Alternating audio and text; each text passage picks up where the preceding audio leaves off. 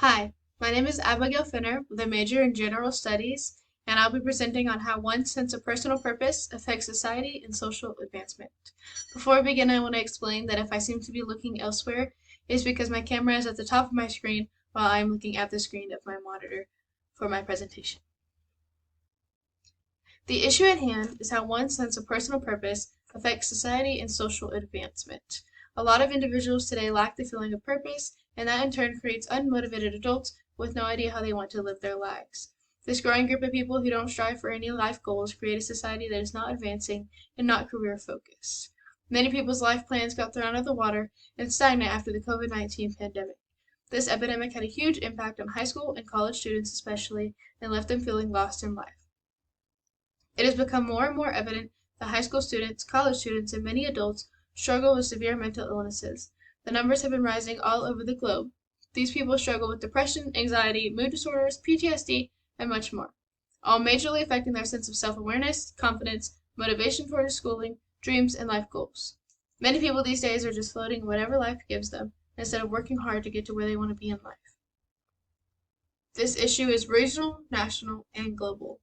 Regionally, in a recent 2022 study, Texas is ranked last in mental health care access compared to the other 49 U.S. states.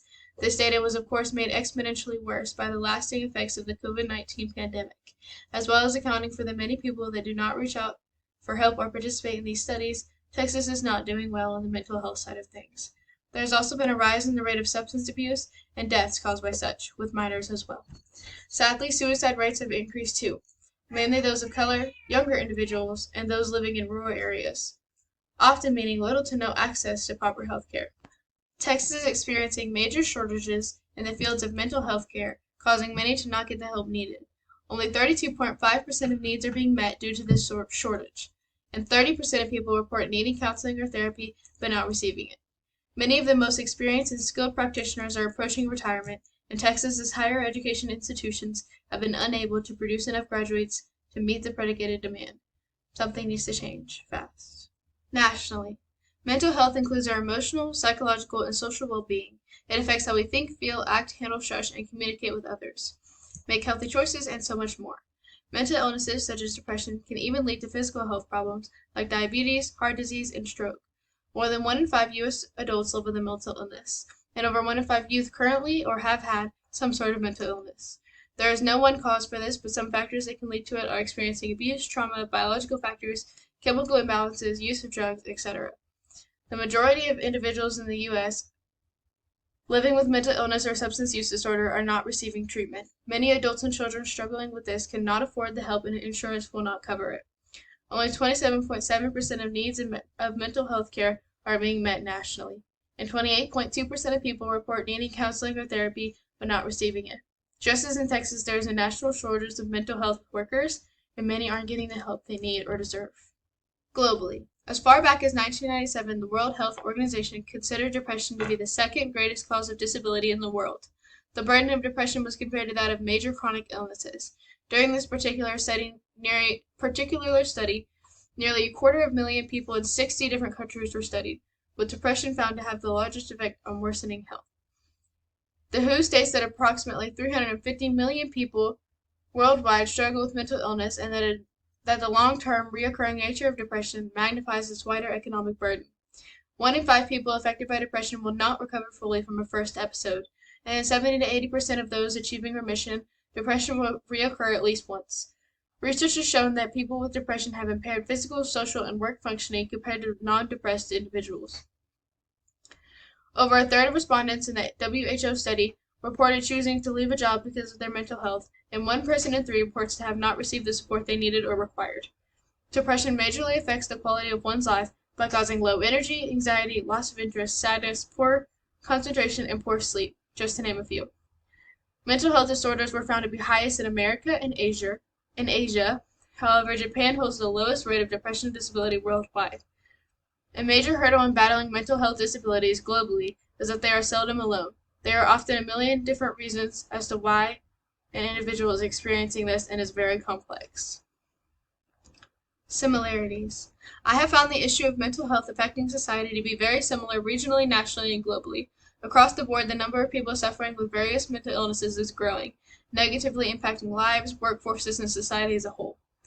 Those enduring the struggle with low energy, anxiety, loss of interest, sadness, poor concentration, poor sleep, and much more.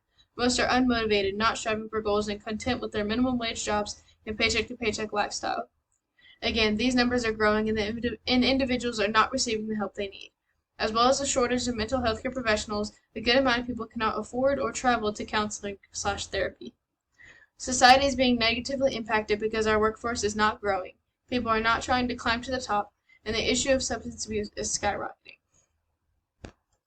These are my statistics, although I've chosen to only go over the highlighted ones.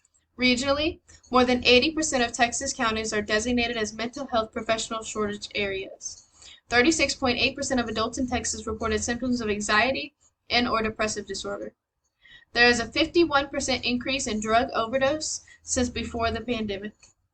In 2021, 4.8% of adults and 12.7% of adolescents in the U.S. reported serious thoughts of suicide in the past year.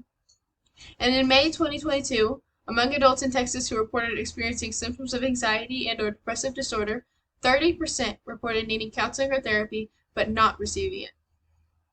Nationally, 20.78% of adults were experiencing a mental illness, equivalent to over 50 million Americans. The percentage of adults reporting serious thoughts of suicide is 4.84%, totaling over 12.1 million people.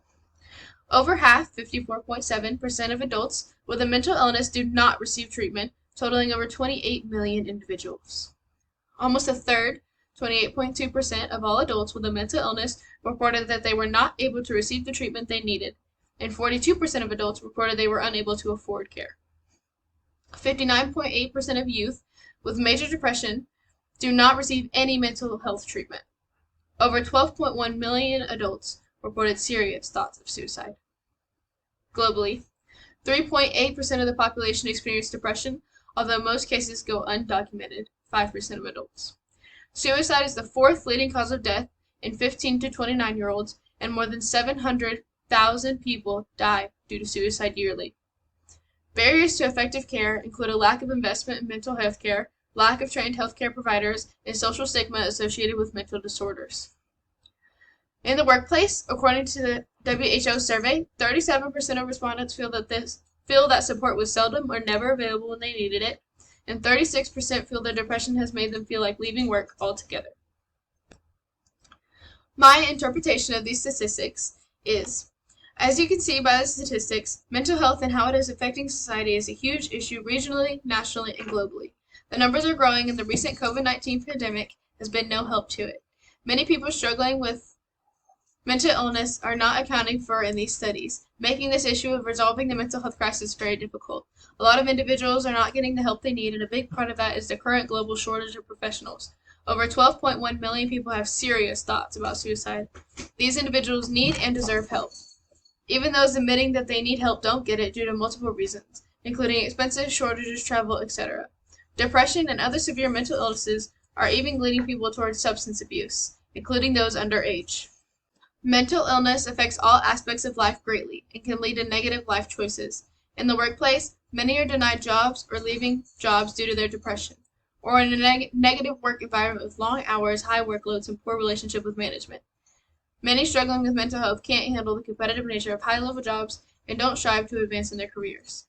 Besides cost, barriers to effective care, again, include a lack of investment in mental health care, lack of trained providers, and social stigma associated with mental disorders. Listed below, I have listed some symptoms of depression or other mental illnesses. A few of those include thoughts about dying or suicide, disrupted sleep, feelings of excessive guilt or low self-worth, negative intrusive thoughts, and loss of pleasure in previously enjoyed activities. Solutions to mental illness prove to be very difficult, as many don't acknowledge that they have them in the first place. However, being the friend that explains the effects of such illnesses and how they can lead to even more severe effects or physical health issues if left untreated can help them to realize that they do need help. Depression and other mental disorders can be treated. A doctor may recommend a combination of medication, therapy, and/or lifestyle changes. In extremely severe cases where medication is ineffective, such as catatonic depression, electroconvulsive therapy may be performed under general anesthesia. During ECT, doctors use electrical currents to induce a seizure. Many believe it works by resetting the brain's chemistry and may help people with severe mental illness respond better to treatment. However, again, that is very, very, very extreme. Doctors may also try other brain stimulation methods, such as transcranial magnetic stimulation or deep brain stimulation.